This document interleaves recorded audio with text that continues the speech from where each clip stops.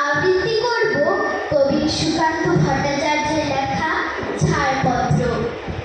যে শিশু ভূমিষ্ঠ হলো আজ রাত্রে, তার মুখে খবর পেলুম সে পেয়েছে ছাড়পত্র এক।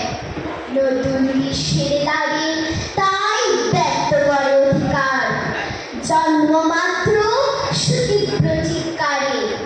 খর্বদেহ নিঃসহায়, তবু তার মুষ্টিবদ্ধ হাত উদ্দোলিত উদ্ভাসিত এক দুর্বোধ্য প্রতিজ্ঞায়। সে ভাষা বোঝে না কেউ, কেউ হাসে, কেউ করে মৃদু তিরস্কার।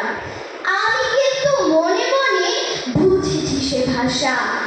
পেয়েছি নতুন চিঠি আসন্ন যুগে, পরিচয় পত্র পড়ে ভূমিষ্ঠ শিশুর অস্পষ্ট কুয়াশা ভরা চোখে।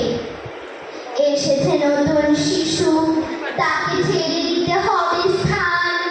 জীর্ণ পৃথিবীতে ব্যর্থ মৃত আর ধ্বংসস্তূপিতে চলে যেতে হবে আমাদের।